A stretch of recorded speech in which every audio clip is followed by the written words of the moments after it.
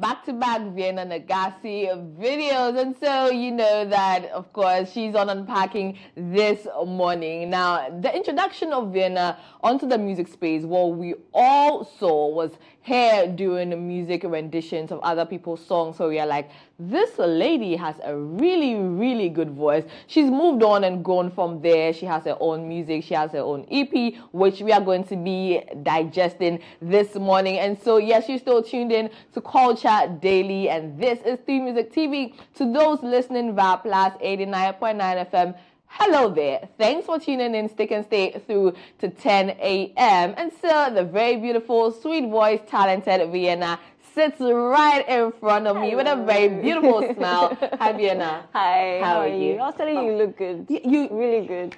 See, you are in my favorite color. Black. Black is tip top on top. Yeah, that's just black favorite. is hands. I think anybody, even those who don't know me, know I wear black basically all the time. It's that color. It's that really, color. It's the only color even. Whether you like it or not. It's that color. But yeah. Anyway, thanks for joining us this morning. And also congratulations on your new EP. No apologies. We'll get into that a lot more later. But also, for the sake of those who do not know who Veana is, let's start with how your music career started. So my career basically started, I actually released my first ever single, Why Don't You Love Me? So some people may know it. I released it some 6-7 years ago. I need to actually get the dates. I need to fact check on that. Okay. But 6-7 years ago, and then after that, I transitioned into doing the covers. But while I was doing the covers, so I was working at Links, at the same time. When I dropped the single, I didn't have a team. It was just basically me and then a friend of mine who was doubling as my manager. So it's very hard. Like, we were trying to get the hang of things, and I realized that I need to go back to the drawing board and figure a few things, structural things, a few very rudimentary but essential things out, and then come back. So while I was working at Links, obviously, like, experience, the covers blew up. They blew off, actually, and I was surprised. But yeah, I thought it would just be me and my friends and family watching it, but lots of people watched it. So I was like, you know what, let's come back to let's come back to this your own music. And also because at the time, I feel like now I was ready. I had matured more than in the beginning. Because when I came in, I didn't, when you come into the industry, you think it's roses. When you're new. It's roses and it's very easy. So I think I came in with the mindset. But once I really saw the back end of things, I'm like, nah, I need to build up a bit more. So now I feel ready. Okay, so you mentioned working with Links, right? Okay, so from where we sit, we would expect that you are a talent, right? You've shown them what you can do with your own song, with the renditions, the covers that you were doing. Was there a reason that you were not signed onto Links? Is it personal, or is it that you didn't just find that you aligned with, Links?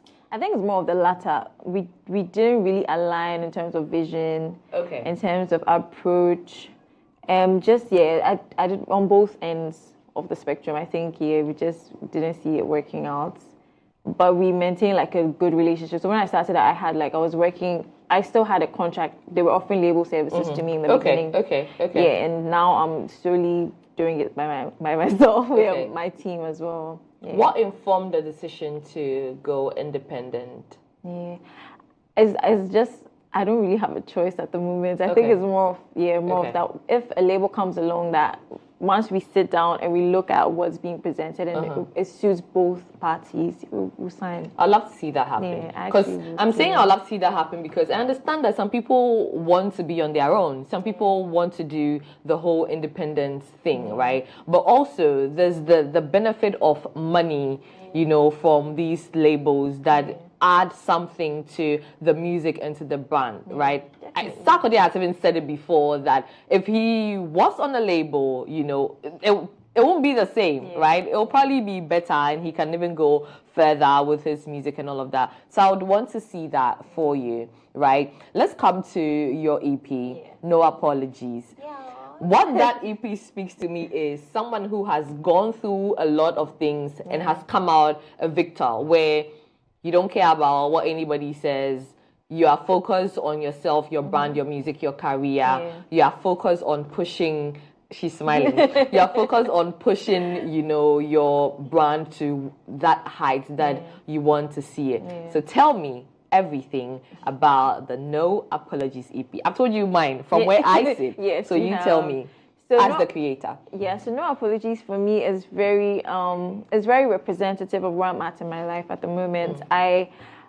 I just realized a few things, because having been in the industry a while, I've had the privilege of, learning and seeing a side of the industry that most people don't get to until they and then it's the hard knock reality of it. Right. And just, I think I'm learning more to count on myself and my ambition to drive where I'm trying to get to. So no apologies because unapologetically myself now. Sorry, I beg your pardon. Unapologetically myself, and I'm happy doing it.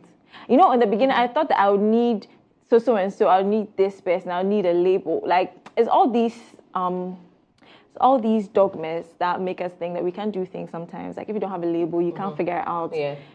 Meanwhile, you can, work yourself a team and build a solid team that can push it. So just a bunch of things I'm would you, with that said, would you say that has been the holdback for you, in reference to you getting to a certain level with your music at this point? Because you've been in it, not like you've been sleeping. You have been working and working hard at that. But would you say it's because you slacked a bit in trying to find a team? That's what has held you back, and your music as well. I think primarily because I believed a lot of lies that were fed to me, honestly. Oh, yes. Okay. I was strung along. A lot of people say a lot of things. You can't do this. It was so many you can't. I think a lot of females get that. I really don't like to do the whole female thing in the industry, but a lot of people it's you have to be this. The sad truth. You have to portray yourself a certain way. You have to show skin. It's all these you have to or you can't that made me feel like if I'm not presented a certain way, it won't work. Okay. So no apologies now because I'm owning my mindset. I want to do things my way, and I think it'll stick regardless. Fingers crossed. Yes. That said, it'll bring me to the Free Mind song, right? In there somewhere, I heard you sing or say that sometimes you have to lose yourself to find yourself. So take us through the process of losing yourself, because it's not everybody that goes through the down times and is able to, rear their heads back up, is able to resurface. Even if you resurface sometimes, it's never really the same, right? How have you done that? And what are those things that made you lose yourself, first of all? A lot of people say you have to find yourself, especially with music. When you're a new artist springing up, you get told, to find yourself. It's as if there's this mission or there's this scavenger hunt that you have to go on to find. It's not that simple. And I think all of us as human beings, every day we get to know ourselves better. So it's really me just realizing that where I'm at is where I need to be. What I have is what I need to have. I can seek and explore, but I have everything I need to have within me to make everything happen. So I lost myself in the sense that I lost all the minds, all the things that had been fed into my mind that, you have to do this, like I was saying earlier. You have to do it. You can't do this. So finding myself is me owning that I have everything I need within me to make my dreams come true. So that's really it. And everything will revolve around that, I think, essentially. Right. Yeah, Fingers crossed. Yeah, that's Fingers crossed. I like to see when people come out of the ruts. Because it's never truly really easy. It's not. Now, with the No Apologies EP, 6 tracks, 15 minutes. Yes. Take us through the creation of, each of the songs, because I think that there's a beautiful flow from all of the songs. There's Bad Man Killer that's showing the there's Free Mind that's showing the I don't care, this is me, I'm showing up as I am. There's the Abracadabra, then there's also No Apologies on there. Just run us through, and then also how you carefully selected it to just make sure that this is a piece that is fitting into your theme and your messaging, if any. Okay, so the messaging of the EP, No Apologies, was basically to tell a story. It was very, at its core, it's a story. as my story, but I feel like a lot of people will relate to it. So Free Mind actually was conceptualized by my, because when I visualized the EP, I knew I wanted it to sound like. Right. I had just 2 songs. Okay. I have old songs, a lot of songs, maybe 20 songs, but I knew I wanted to put just 2 songs on there, which I'll Be There and Bad Man Killer. Those songs are the oldest on the body of work.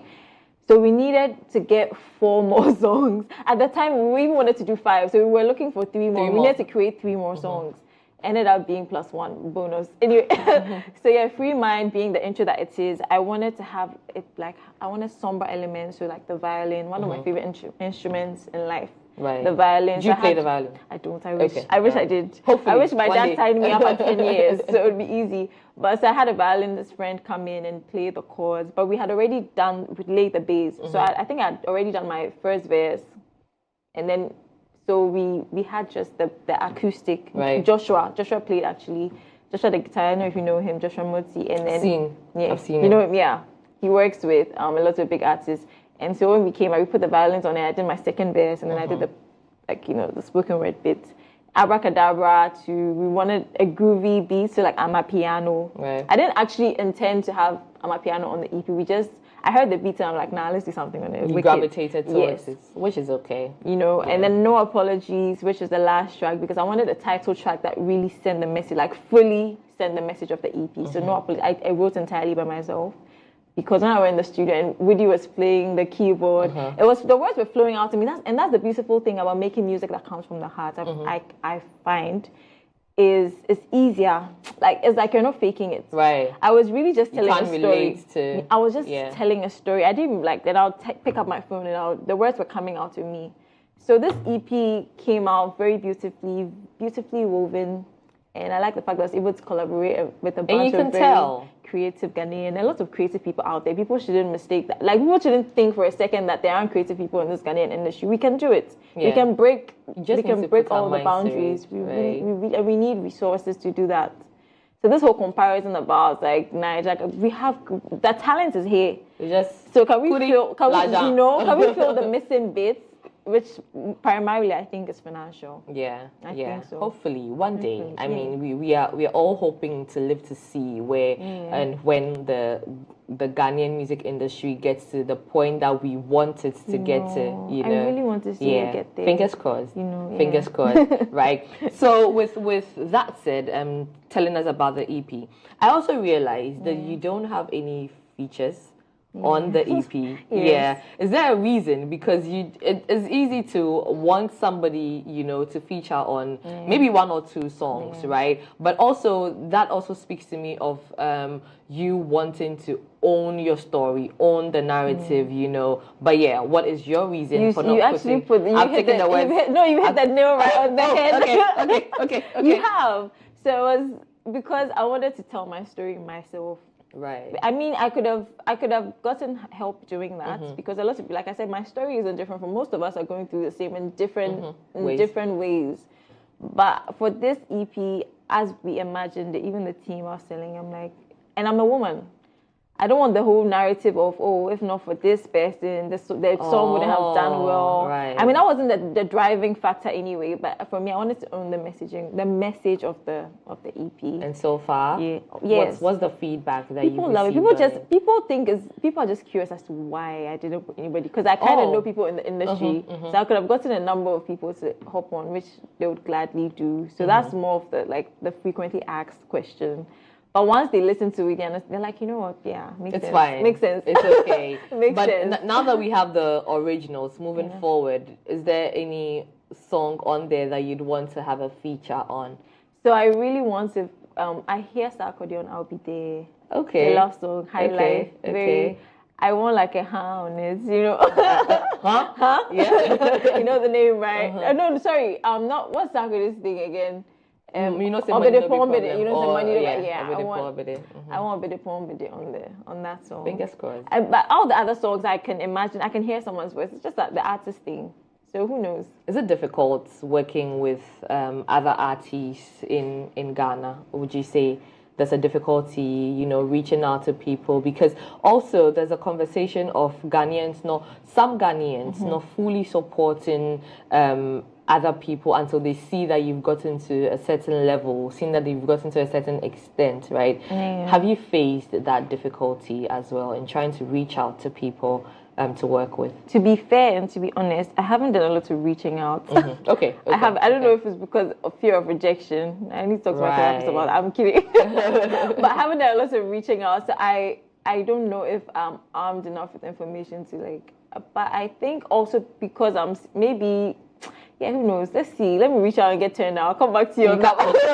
Okay, reach out and then let's see. Let me reach out and see how that goes. But I'm hopeful. I think typically I hope that once the person sees that you're onto something good, they would support. But we hear a lot that that's not the case, which is sad. Right. So I want to go and discover on my own how I'm cheated. And I'll come back and give you feedback on that. But I hope that it goes well for you. Thank you. You mentioned something that I'd like us to touch on very lightly, right? If you would. Therapy, right? It's the time when people are talking heavily about mental health, right? Now people are not shy to come out and say that I'm getting therapy. I'm not in a good space, right? And it happens to the best of us. There's this thing that people think that people in the limelight don't go through stuff, but the truth is people in the limelight go through worse things than someone who is not in the limelight, right? The skill is tipped more heavily towards people in the limelight. Why did you decide to, get therapy if it's still, an ongoing thing? And how is that helping you? Just to help someone out there who also wants to seek therapy. I think humans in general, we need to, even preventative. Mine is it preventative? I don't know, but because I'm not facing the big struggles yet, I'm not where Sarkodie is, so I don't know what his struggles are. But because I'm hoping to get there, I want to start dealing with my demons now. Okay. And also the space that we find ourselves, we don't have the luxury of being understood by many people, except unless you're in the space like we are. Right. How many of your friends will understand when you say, oh, you have 1 million followers, but you're telling a friend of yours who has a regular job in a bank that, and you're making all this money, as far as they're concerned, you're making all this money, you're driving a Benz perhaps, luxury Benz, and you tell the person you're depressed. The person's looking at you like, makes sense. Aren't you slightly ungrateful? So how many people can really understand that? That's where therapy comes in, to unpack, no pun intended, to unpack why, to figure out the whys, and then so that you can navigate it better in the future. Okay. So yeah. That's good. I think so. That's good. I'm trying to prevent myself from dipping further. Yeah, no, but that's fine. I mean, once you've let us in on what it is, so it's just to also tell people that it's okay. Yeah, it's okay. It's really okay to get Everybody's therapy, and don't be too hard on yourself. That's actually the truth of the situation. Almost, I speak to people, everybody's going through some mental crisis. It's just, we're not talking about it, so everyone is hiding their issues and their struggles. Almost everybody I know is going through it. So we should seek help if you need it, and talk to somebody. Talk to like a medical practitioner, someone. It's important. Yes. It's important. Another thing I would like us to touch on is, how you're pushing the No Apologies EP. What are plans in place? I'm looking at this EP because it's about you and your growth and everything. What I'm looking at, or what I am seeing, is having a very intimate session with some of your fans and then performing live to them. We've heard you do it. Yes. We've heard you do it on these covers, right? But that's what I'm seeing, right? In case I'm not seeing well. Just in case I'm not seeing well, what are your plans to push? I think you're a prophetess, because you're really speaking. I'm in the spirit. I'm in the spirit. You're really in the spirit. Can I get an amen? Amen. No, but yeah, we have something planned. I don't know how you even figured it out, but I love live music, and because of all the live elements of the EP, a lot of things, most of the instruments were played live. Okay. So I really want to translate that into like a live session with like some of the people who supported me from my cover days, even my first single. Right. I want to like really. I want them to experience what it was like when we were making the project, because it was beautiful. I share snippets on my Instagram, like when the violin was playing, I was just like, ask my manager, I was just like, oh my goodness, my heart. Nice. So I really want to like reimagine that on Right. stage. Yes. Okay. I really want to. I'm looking forward to that. Yeah. And I'll be there You to have hear. It'll be No, to great if hear. you're there. Guys, if you're wondering who we are speaking to, we're speaking to Veana Negasi. Okay. And so she has a new EP out. It's titled No Apologies. Just get on to all DSPs and listen to it. It's 15 minutes. I already said that. 15 minutes, you can loop it, okay? Just keep it on repeat, because this is how we can also support our Ghanaian artists, right? That said, do you think that it's difficult to break through Ghana's music space where they latch on to, you know, just a few people and those are the only people we know until you have some crazy hit song and then attention turns to you? I think it was that way some years ago, but thanks to social media, I mean, we knock social media for a lot of things, but it does have a lot of pros. Thanks to social media, like, who would have thought, like, Amare will be one of our biggest exports? Yeah. Because and I remember a lot of Ghanaians saying to me that, oh, her music is not for us, it's for like Abuche phone. Right. But she's making a killing. She's killing so I'm it, happy. yeah. So the social media, anybody from anywhere can find your song on Spotify, on Apple Music. So not necessarily, and a lot of this generation, especially the Gen Zs, they're crossing borders when it comes to genres. It's not just high life anymore. They want like a bit more. They are digesting everything. They are basically that, beautifully put. So I don't think we should worry about that anymore. Okay, we'll do fine. We'll be fine. Eventually, right? Fine. Eventually, I like that. Because there are lots of like young artists springing up like myself that we still have an audience. It may not be big, but that audience can grow. And that's what you need. The cult. The cult is really necessary to blow it up. Because if you don't have that cult, listen, it will be difficult. You need so the a cult loyal is base. necessary. You need a loyal base. And a lot of these alternative artists, so-called alternative artists, have a loyal fan base. True. 100%. That's true. Now that we've mentioned socials, right? Just let's give it all to us. All of your socials, where can we find you if someone is looking for you? And then we conclude the conversation. So Veana Negasi is VEANA space NEGSI. Instagram, Facebook, Twitter, even Snapchat, YouTube. Everywhere. Veana Negasi everywhere. And yes, Veana Negasi everywhere. And so if you didn't watch Badman Killer, we ran the video earlier. If you didn't watch it, we are going to play it again so you get to feed your eyes and then know the gangsterness that I'm referring to. If you're listening to us via Plus 899 FM as well, you get to hear it, right? One thing that I want to push again, find Veana Negasi today, like right now, okay? Wherever you listen to music, just find her. Let's push the music. Let's support Ghanaian artists. Let's push the narrative, because that's the only time that we can sit at certain tables and have certain conversations. All right? Thanks for tuning in to Unpacking this morning. So you still tuned in to Culture Daily as well. We are going all the way to 10 a.m. Now, right after Unpacking, Serial comes with Sports Direct. So far comes on with Trending Live. And then we get talking about, our music heritage as Ghanaians. And then in the Ghanaian music industry as well, let's, pinpoint certain things that we have lost and probably hoping to regain. Okay, again, this is Culture Daily through Music TV. Stick and stay. Bye-bye.